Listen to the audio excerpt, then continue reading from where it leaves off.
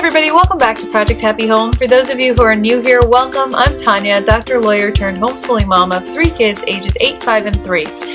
My friend Danielle over at Danielle Gets It Done and I have been doing this series on parenting emotionally complex kids, and it's been really interesting to me, just personally going through some of these questions and unearthing what I've discovered and my own emotions about it. One of the things we wanted to talk about in this week's video was just some of the great things about our emotionally complex kids. And my eldest has ADHD, so I'm going to talk mainly about some of the advantages of ADHD that I see in him.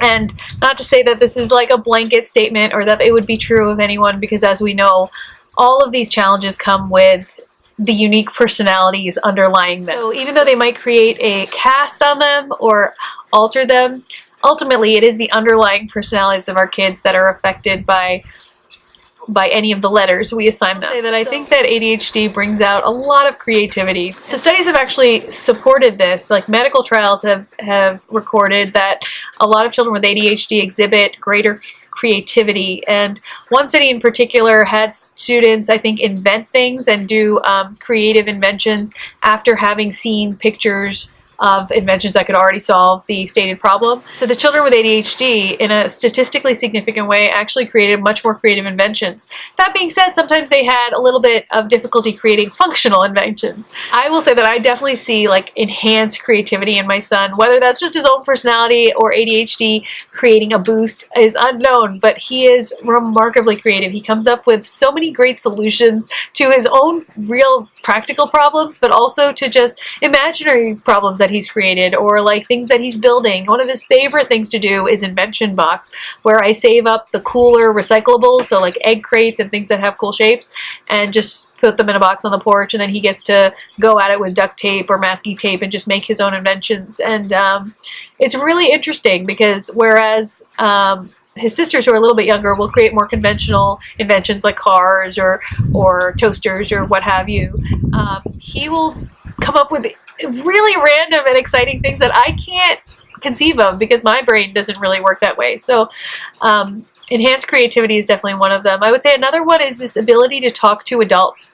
And I think that ADHD children, even though sometimes we might mistake some of their behavior for rudeness or inconsiderateness or this inability to know what is appropriate in what situation, it also brings with it this remarkable joy and unself-affectedness and this unconscious ability to walk into a room and make friends and to talk to adults like they're just people. You know, I can see adults, especially people walking their dogs in our new neighborhood and stuff, surprised by his ability to just engage them in conversation on a one-on-one level, one person to another, asking them questions about their dog, about where they live, about how they like the neighborhood, things that you wouldn't normally expect from a child of his age.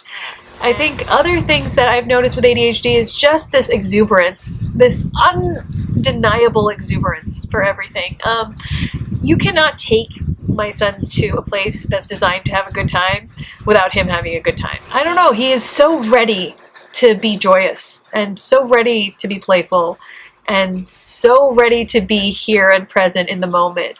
Because this lack of executive functioning that we talk about, where we don't know about first step, then second step, then third step, you do this, then you do that, then you do this whole plan we have running in our heads, the lack of it allows for a lot of mindfulness and a lot of being in the present moment. And whereas the rest of us are all striving for this mindfulness, I think that my son really just has it. You know, it snows and it's glorious. The sun comes out and it's wonderful. You know, it's a rainy day and there's puddles to be had. And I think a lot of us, you know, we might bemoan that ADHD brings with it a lot of difficulties in maturity and executive functioning, like I said. And, you know, there's a lot of life skills that I still have to guide my son through and coach him through, as though he was a few years younger than he is.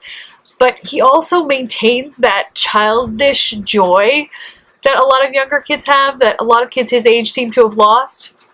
And I'm so happy for him in that. Like, I am so happy that his joy in childhood can be a little bit extended by whatever is going on in his brain and by this lack of maturity of his prefrontal cortex. It allows for so much happiness. Another thing I'd point out is that ADHD has definitely given my son a lot of hyper focus. So when he is interested in something or engaged in a topic, he will delve into it with such vigor and zeal. And whether it's building like an incredibly complicated Lego structure, or like the other day he built like this gray volcano, I was like, it looked so boring to me because all the pieces, 90% of the pieces were these little gray pieces, and he just built it beautifully and it was just done. It was just boom, I think that we underestimate what they can do when their interests are harnessed to this hyper focus, because I don't think that most of us could sit through a project with as much focus and drive as they can when they are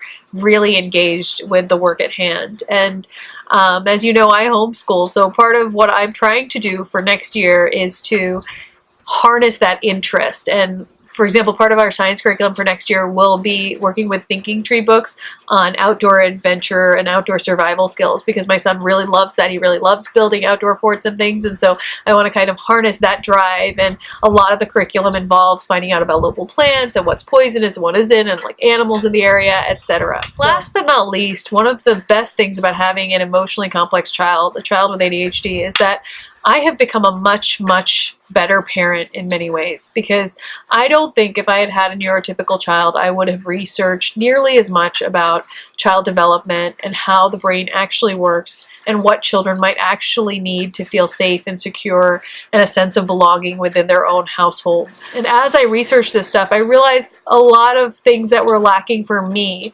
as I grew up too, just in my environment, like a lot of things that we can do to scaffold our children. Now, certainly I make a lot of mistakes and freak out a bunch and everything, but I will say that I talk to my children about emotions and about what meltdowns are and about what tantrums are and what anger is and what frustration is and what the negative aspects of an emotional landscape are, so much more than I ever heard or my friends ever heard in our generation. And I think it gives them the tools to be much more empathetic to other people in the same situation. And I'll just share, so I had a major mommy meltdown a couple days ago on the stairs.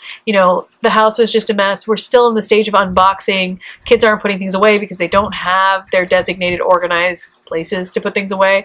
But something happened and I lost it. And I sat down, I yelled, and then I sat down on the top step of the stairs and I just cried. I just started crying. And my son came down, sat down next to me and started patting my back and saying, "Shh, it's okay. Shh, I'm here," which is exactly what I have done in certain situations when he gets upset. And I cannot tell you, one, how much it helped me as a person to just be soothed and quietly reassured by the presence of somebody who loves me. And two, it made me feel so good about how comfortable they feel in the presence of somebody else's discomfort. And my other two daughters, came over right away when they saw my son was sitting with me, and they hugged me and they started saying, "It's okay, mommy." These are children who just got yelled at like a second ago, but they understand that right now someone is having a meltdown, and that's all it is. And they are there to help because they love me and we're all part of this team together. And I think that that's really valuable. I think I would not have been able to sit with an adult's discomfort that way at that age.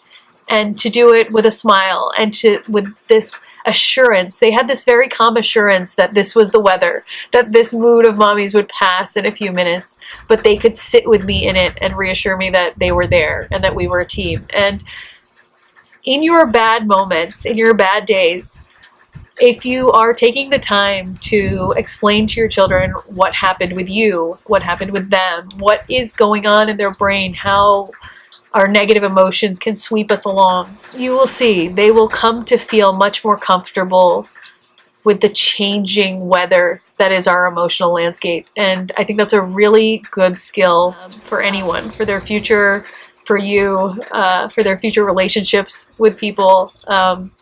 So yeah, I think there are many, many great things about having a child who is emotionally complex, but that's probably the biggest one, is that I think I'm equipping them to deal with real life in a way that is empathetic and inclusive of a range of emotions, not just the good days, because we all know we're going to have good days and bad days, whether we're neurotypical or not. I hope that made sense.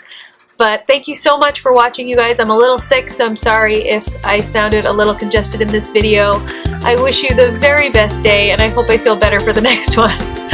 Bye.